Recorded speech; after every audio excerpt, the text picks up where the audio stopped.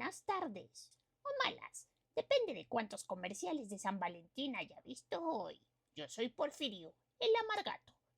Y sé que faltan un par de semanas para que llegue el 14 de febrero, pero ¿se ha dado cuenta cómo el ambiente va cambiando poco a poco? Así como desde agosto nos venden el pan de muerto y para noviembre la rosca de reyes, también el Día del Amor y la Amistad se anuncia desde inicios de año, como si fuera la siguiente meta a la que debemos llegar.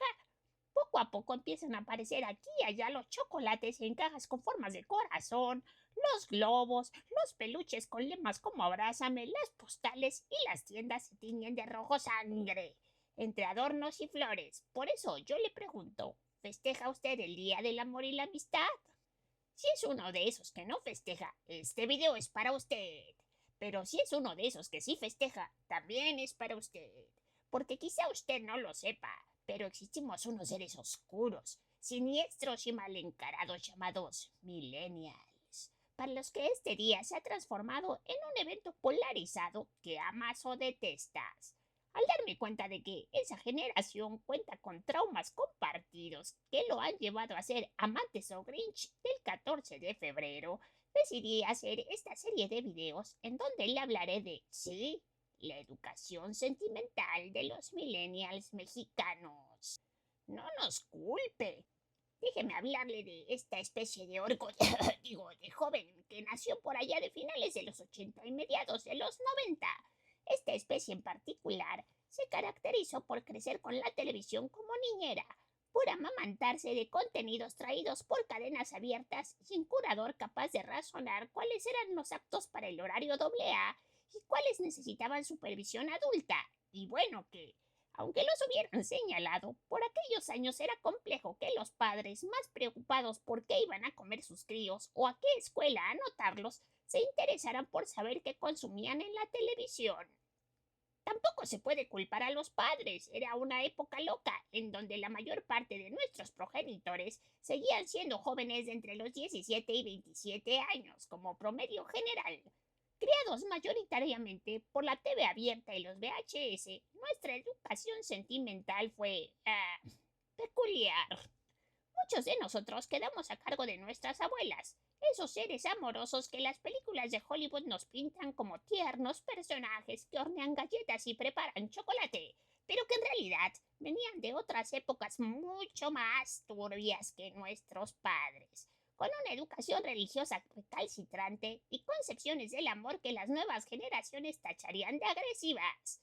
Pues muchas veces, gracias a esas abuelitas, nuestros primeros acercamientos a las ideas del amor y la amistad surgieron de las telenovelas en turno. Y mire usted que México tuvo una producción de telenovelas casi más grande que de maíz. Fue así como terminamos guiados por contenidos cuyas relaciones amorosas se orientaban en gran medida por el síndrome de Estocolmo, relaciones forzadas de maltrato y dependencia, donde al final el malo se cambiaba de peinado y de repente se redimía de todo lo hecho, acompañado de cosas como María la del Barrio y frases inolvidables como ¿qué haces besando a la maldita lisiada? Uno seguía a la Cenicienta mexicana, porque sí, la mayor parte de las protagonistas eran mujeres de clase extremadamente baja que se enamoraban de hombres de clase extremadamente alta y debían lidiar con los prejuicios sociales y una mala muy mala que buscaba atentar en su contra. Entre las más populares está la trilogía de Thalía, a donde pertenece la ya mencionada María la del Barrio, pero también María Mercedes, la vendedora de cachitos de lotería, que hereda la inmensa fortuna de un hombre desahuciado, y Marimar, que era la misma historia, pero con la variante de que era una mujer de la costa que además tenía un perro parlante. Ya sabe, el surrealismo llevado al máximo. Cuidado, Buñuel. En todas ellas, la protagonista enfrentaba todo tipo de humillaciones, siempre con el amor como pretexto, pero desde luego no fueron las únicas. A ello se sumó que empezaran a llegar telenovelas colombianas de las que destacan, claro, Yo soy Betty la Fea, una comedia negra sobre el acoso laboral, los estereotipos de belleza y las marcadas diferencias de clases sociales, aunque claro, disfrazada como historia de amor verdadero. Y justo cuando uno pensaba que no podía estar peor la lista de contenidos, llegaba a México Pedro el Escamoso, un personaje que resumía en sí mismo la extravagancia de toda una época, con la premisa de que el amor redime todo. Nos mostraban las peripecias de un sujeto vividor, mujeriego, machista, problemático e inestable, acompañado del ritmo de los vallenatos. Todo ello en el horario familiar de las 3 de la tarde, momento en el que muchos niños se sentaban de manera inocente a compartir la comida y las aventuras sexuales de Pedro Coray Tavera. Pero no se crea, la televisión mexicana era un hervidero de contenidos internacionales. No se limitaba a mostrar solo los hechos en Latinoamérica, no, se surtía de las series más populares de otros espacios culturales. Esos niños de finales de los 80 y principios de los 90 pudimos ver sin supervisión ni guía alguna series como Beverly Hills 90210. Para nuestra generación, la saga de Brandon, Brenda, Dylan y Kelly fue el primer manual visual del amor como problema psicológico y social. Triángulos amorosos, fiestas descontroladas, drogadicción y mucho sexo eran algunos de los tópicos más tratados en la serie. A esta le siguieron Melrose Place, en donde sin conflictos y engaños no había cabida para el amor. No eran adolescentes conflictuados, los protagonistas eran adultos inestables. Veinteañeros con complejos capaces de chantajear y traicionar con tal de obtener una cita. Ya sabe, una escuela en el campo del cinismo romántico. Y de ahí en adelante nos llegaron un montón de series más, pero creo que vale la pena mencionar solo dos de ellas. La primera, Dawson's Creek, que parecía ser el hijo no reconocido entre Beverly Hills y Melrose Place, dotada de adolescentes soñadores que buscaban en su mayoría convertirse en artistas. Así que no nos culpe si ahora media generación de aquellos años se siente cineastas frustrados o escritores fracasados. Ya sabe lo que veíamos. Y claro, una que a mí no me pasa y de la que no he visto más que capítulos aislados, en esas ocasiones donde oye una tele prendida que uno no controla. Friends. Pero aunque yo la evite, su sombra tenebrosa se extiende como la mirada de Sauron desde la torre del monte del destino. Si las telenovelas nos habían dado drama y las series estadounidenses caos, Friends nos vendió la mentira más peligrosa de todas. El amor es un chiste que se soluciona con café y un sillón naranja. No solo moldeó la concepción de las relaciones amorosas, sino también las relaciones de amistad. De tal manera que si ahora su roomie le reclama porque su vida no es un sitcom, ya sabe a quién culpar. Pero como le decía, los contenidos en la televisión mexicana eran vastos e internacionales. Así que además de dramas adolescentes de Estados Unidos, también nos llegó el anime. Bendición de bendiciones que a muchos nos dio un respiro. Nos convirtió en frikis recalcitrantes, adictos a las convenciones y buscadores de BCDs, pero que también se transformó en referente. Y dígame usted, ¿qué clase de idea puede uno tener sobre el amor y la amistad 20 años después, cuando creció con Candy Candy o los Caballeros del Zodiaco? Seguía uno a la rubia huérfana desde sus andares en el hogar de Pony, pasando por los maltratos en la casa Ligan, la muerte de Anthony, los abusos del Real Colegio de San Pablo, su relación tortuosa y de abuso con Terry Granchester, además de su eterna búsqueda y enamoramiento del príncipe de la colina. ¿Y para qué?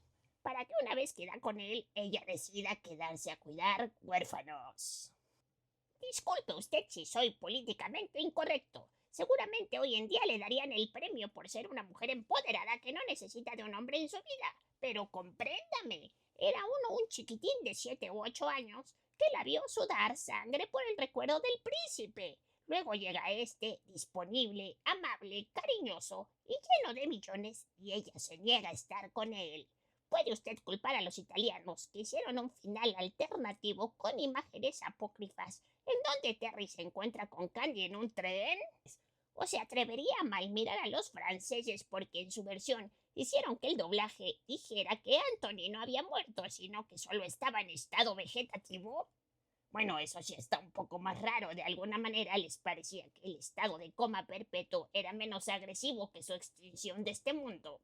Y luego estaban esos buenos santos de Atena, que bajo la idea de la amistad infinita se sacrificaban una y mil veces por el otro hasta el punto de perder cantidades ingentes de sangre para rescatar una armadura. Pero no solo marcaban el parámetro de la amistad. Si usted se acuerda de la serie, sabrá que Jabú, el caballero del unicornio, vivía eternamente enamorado de la muy malcriada Saori. ¿Cómo le demostraba su amor desde la tierna infancia? Ah, pues haciéndole de caballo para que ella lo montara por su muy lujosa estancia, dándole con una fusta en el trasero. La lista de animaciones japonesas que nos planteaban ideas poco reverenciables del amor es extensa. Ahí tiene usted Ranma y medio, donde la relación de los protagonistas tenía como base máxima el desprecio y la violencia. Fly, que nos dejaba ver la escena de cómo el amor filial llevaba a la muerte a un esqueleto del ejército oscuro transformado por su cariño hacia Hunkel. Slayers, en donde Rina gustaba demostrar su amor por Gaudí despreciándolo y humillándolo. Las guerreras mágicas, cuya historia hablaba del inmortal amor de la princesa Esmeralda y Zagato, que al ver cómo sufría ella por su pueblo, decide secuestrarla para evitar que siga padeciendo.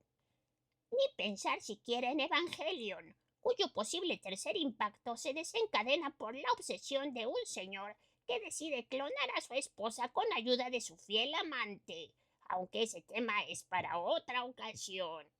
Hablar de otras series como Sakura Card Captor o Sailor Moon nos llevaría a videos enteros, pero con lo que le he mostrado, usted podrá comprender un poco cómo se fueron construyendo las narrativas amorosas de los niños de México desde finales de los 80 hasta su transición a adolescentes en los 2000. Recapitulando un poco, este desastre formativo, nuestro corazón millennial, bueno, mejor dicho, nuestro cerebro, fue el set de grabación de una lucha cultural entre el modelo latino del amor como sufrimiento redentor, el modelo anglosajón del amor con trauma social plagado de excesos y risas enlatadas, y el modelo de la animación que lo planteaba como un destino cósmico e ineludible, como muestra de sacrificio u obsesión. Y quién sabe de cuántos otros contenidos de distintos países. ¿Quién puede culpar entonces a las mentes perturbadas que ahora se sumergen en relaciones melodramáticas y dependientes buscando la comodidad de un sitcom? ¿O el milagro que restablezca una relación que siempre fue fallida? Desde luego, todas las generaciones han tenido lo suyo. No vaya a creer que solo los millennials estamos descompuestos. Pero yo le hablo de ellos porque es lo que me tocó vivir. Pero le cuento, como esta caótica educación sentimental no terminó con apagar la tele, porque después llegó el internet con sus millones de posibilidades, además de estar los videojuegos, las salas de cine, los cómics, los libros, etc.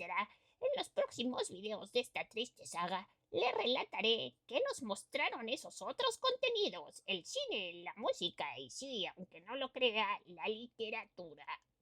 Mientras tanto, solo me queda pedirle que me siga, me dé like, me comparta y también comparte en comentarios qué otros contenidos le molestaron la cabeza, sembrándole curiosos ideales de cómo deben ser nuestras relaciones amorosas. Y si usted nos ve desde otro país, díganos qué contenidos veían allá.